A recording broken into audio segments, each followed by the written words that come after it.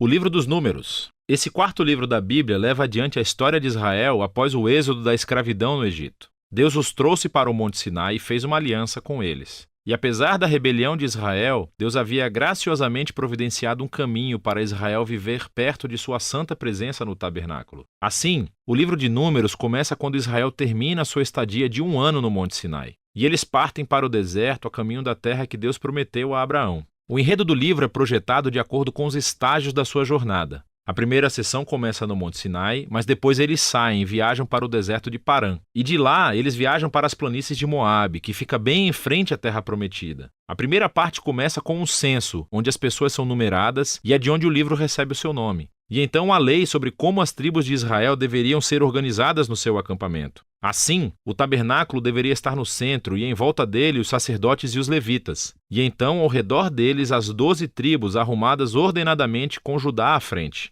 Tudo isso fazia parte do simbolismo elaborado de como a presença santa de Deus deveria estar no centro da sua existência como povo. Tudo isso é seguido por uma série de leis que desenvolveram as leis de pureza do livro de Levítico. Se a presença de Deus estivesse entre eles, todo o esforço deveria ser feito para que o acampamento fosse puro, um lugar que pudesse acolher a santidade de Deus. No capítulo 10, a nuvem da presença de Deus se eleva do tabernáculo e guia Israel para longe do Sinai e para dentro do deserto. E imediatamente as coisas dão terrivelmente erradas. No capítulo 11, o povo começa a reclamar sobre a sua fome e sede e como querem voltar para o Egito. E no capítulo 12, os próprios irmão e irmã de Moisés começam a se opor e falar mal dele na frente de todo o povo. Essa viagem não está começando muito bem. A próxima sessão começa quando os israelitas chegam ao deserto de Parã, a meio caminho da terra prometida. E Deus diz a Moisés para enviar 12 espiões, um de cada tribo, para que eles possam espiar a terra prometida. Quando todos os espiões retornam, 10 deles dizem que não há chance de Israel sobreviver lá porque os cananeus os destruirão. Mas há 2 espiões, Calebe e Josué, que dizem que Deus pode salvá-los. Mas os 10 levam as pessoas a uma fúria medonha e começam a planejar um motim. Eles vão nomear um novo líder e voltar para o Egito. Então Deus fica compreensivelmente irritado e Moisés intercede em favor do povo.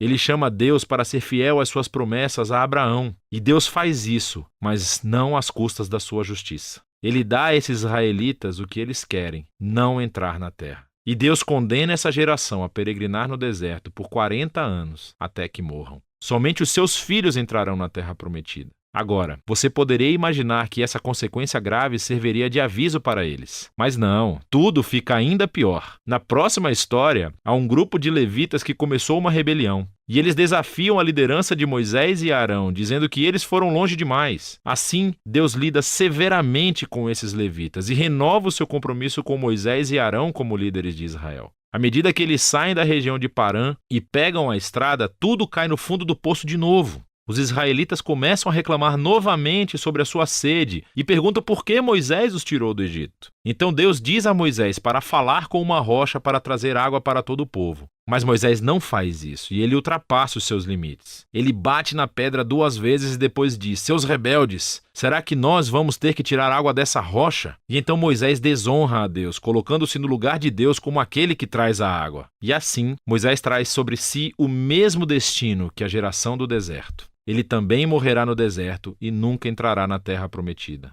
Depois disso, os israelitas se rebelaram novamente, e Deus traz um juízo muito estranho sobre eles, serpentes venenosas para vir e morder o povo. E assim, Moisés novamente intercede em nome do povo. E Deus diz a Moisés para fazer uma serpente de bronze e levantá-la em um poste. Quem olhasse para essa serpente seria curado da picada venenosa. É um símbolo muito estranho, mas está à altura do desafio que Deus impôs: ser fiel à aliança. Ele está certo em trazer justiça ao mal e ao pecado dos israelitas. Mas até a justiça de Deus se transforma em uma fonte de vida para aqueles que buscarão a cura de Deus. A partir daqui, as pessoas vão para as planícies de Moabe. E a primeira parte principal dessa sessão se concentra na figura estranha de Balaão. O rei de Moabe está assustado com esse grupo enorme de pessoas que viaja pelo seu território. Então ele contrata um feiticeiro pagão, Balaão, para amaldiçoar Israel. E 3 vezes diferentes Balaão descobre que não pode amaldiçoá-los. Ele só pode pronunciar bênção sobre Israel. Lembra Lembre-se da promessa de Deus a Abraão em Gênesis 12. Assim, Balaão não só não pode amaldiçoar Israel, mas Deus realmente lhe dá uma visão sobre um futuro rei israelita que um dia trará a justiça de Deus a todas as nações. Essa visão lembra a promessa de Jacó a Judá em Gênesis capítulo 49. Vale a pena parar para refletir sobre o fluxo do livro até agora. As histórias de rebelião no deserto se amontoam, ficando cada vez piores. E embora Deus traga atos parciais de justiça sobre Israel, ele também continuou mostrando misericórdia, fornecendo comida e água ao longo do caminho.